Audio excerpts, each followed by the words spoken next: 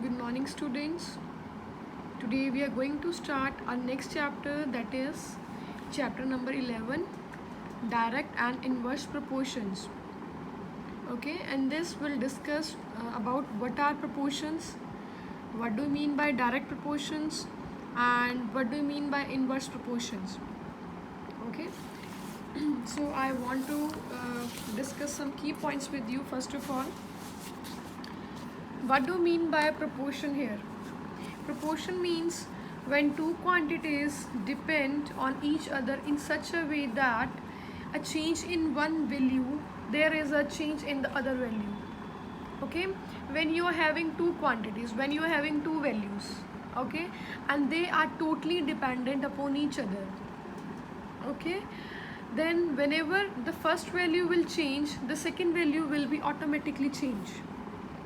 Okay, so look here, suppose there are two values x and y. Okay, when there is a change in the x value, automatically there will be a change in the value of y.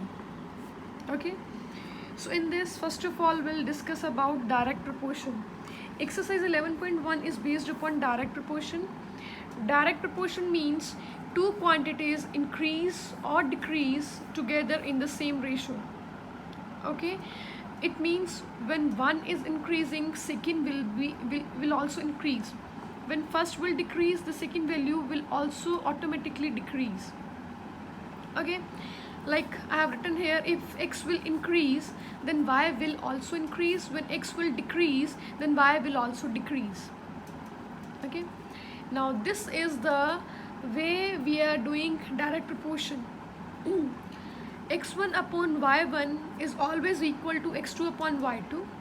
It is equal to x3 upon y3 up to so on. Okay, if you are having x3 also, if you are having x5 also, then it will go up to so on. Okay, you check it out, x1 y1, x2 y2, x3 y2. Every value of x1 y1, x2 y2 and x3 y2 will be same. If they are same, then they are in the direct proportion, or if they are not same, then they are not in the direct proportion. Next is inverse proportion. This will discuss in the exercise 11.2. Inverse proportion is when x is increasing or y, then y will be decrease. When x will increase, y will be decrease, or when x decreases, y increases. Okay, look here in this figure, when x will increase, y will go down. Okay, it will decrease. When x will decrease, then y will increase. Okay, it is totally opposite to the direct proportion. That's why we are saying that it is directly proportion and it is inversely proportion. Okay, now in this we are writing in this way, x1 upon y1 is equal to x2 upon y2. We write in this way, x1 upon y1 is equal to x2 upon y2. But in this inverse proportion, we used to write x1 upon x2 is equal to y1 upon y2. Okay, got it? In this way we used to write x1 upon x2 is equal to y1 upon y2. Okay, so this is the difference, how we used to write direct proportion and how we are writing inverse proportion. So please, you have to learn these basic things first of all. Now let's move to the exercise 11.1. The question of 11.1, first question is, they are asking you that identify whether the following situations are in the direct proportion or not. Okay, some paths are given and you have to identify whether they are in the direct proportions or not. First part is number of pens and their cost. Is this question, this part is in the direct proportion? Your answer must be yes. Okay, your answer must be yes. Why? When if the cost of 5 pens, suppose the cost of 5 pens are 50, and when I'll increase the number of pens, and if I'm adding 5 more pens in that, now suppose number of pens are 10, so now my cost will be 100. Okay, so when the number of pens are increasing, the number of cost will also increase. Okay, so we can say that, we can write that yes, they are in direct proportion. Okay, yes, they are in direct proportion. This part number A. Part number B is the height of the part number B is the height of poles and the length of their shadows at a given time. Obviously, if the height of pole will increase, the length will also increase. The length of shadow will also increase. Okay, so yes, you can say that yes, part number B is also they are in direct proportion. Okay, part number C is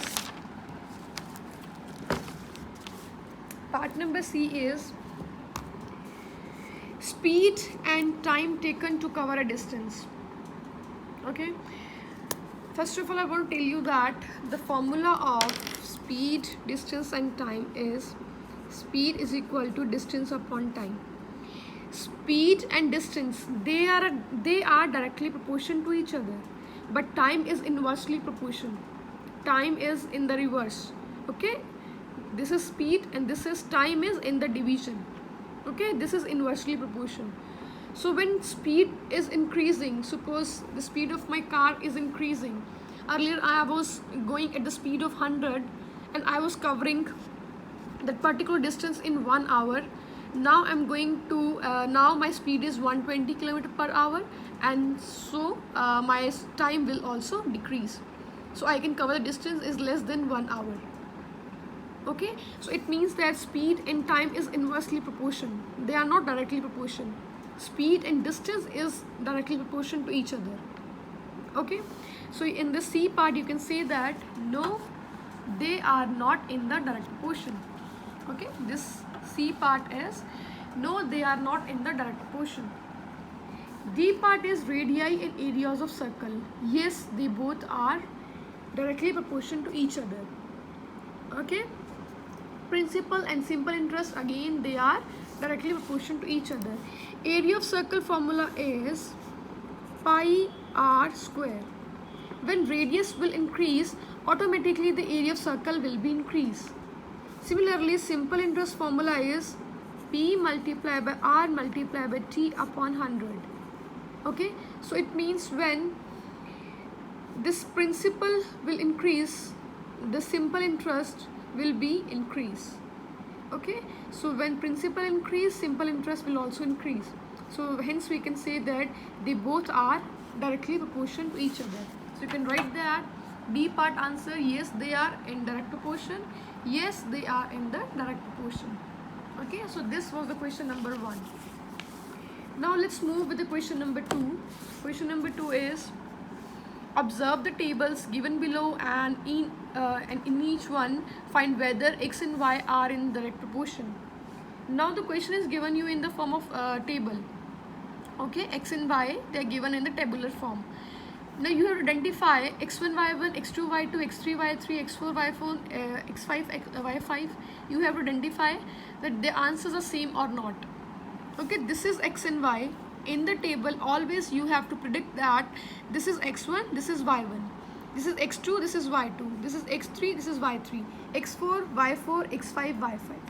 Okay, now check it out. x1, the answer of x1 upon y1, x1 is 1 and y1 is 2. So your answer is x1 upon y1 is 1 upon 2. Similarly, x2 upon y2 is 2 by 4. When you will cancel this, answer will be 1 by 2. Same answer. x3 upon y3, 3 upon 6. When you cancel this, answer will be 1 by 2. x4 upon y4, when you will cancel this, answer will be 1 by 2. x5 upon y5, 5 upon 10, answer will be 1 by 2. Again, okay, so all the answers are same. Whether it's x1 upon y1, x2 upon y2, x3 upon y3, x4 upon y4 or x5 upon y5. All are equal to each other and it is equal to 1 by 2. Okay, so this was the formula of direct proportion. When they are equal, x1 upon y1 is equal to x2 upon y2 equal to up to so on, then we can say that they are x and y, they are in the direct proportion. Okay, now let's move with the part number B. Part number B is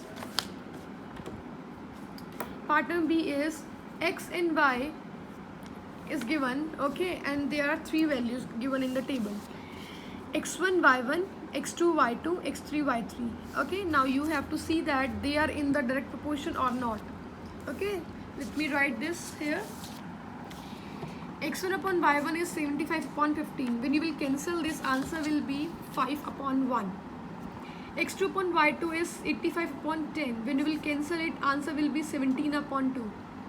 x3 upon y3 is equal to 90 upon 5. When you will cancel it, answer will be 18 upon 1. So all answers are different. So we can say that x1 upon y1 is not equal to x2 upon y2, is not equal to x3 upon y3.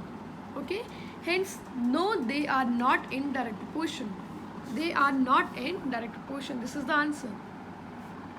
Now C part is, see this table, 1 2 3, again 3 values are given. Okay, x1 y1 x2 y2 x3 y3. Okay, now let me write here in this way. x1 upon y1 is 15 upon 2, x2 upon y2 is 30 upon 4. When you will cancel it, answer will be 15 upon 2. x3 upon y3 is 45 upon 6. When you cancel it on table 3, it will cancel 3 table. Okay, 3 2s are, 3 1s are, 3 5s are. Again answer will be 15 upon 2. So all answers same. x1 upon y1, x2 upon y2, x3 upon y3 is equal to 15 upon 2. All are same. So hence we can say that yes, they are in direct proportion. Okay, so this was the question number 2. A table is given. From table you have to identify x1 y1, x1 upon y1, x2 upon y2, x3 upon y3 up to so on. And if the values are matching with each other, so you can say that they are in the direct proportion. If the values are not same, then you can say that they are not in the direct proportion. Got it? Now let's move with the question number 3. Question number 3 is based upon what problems? Okay,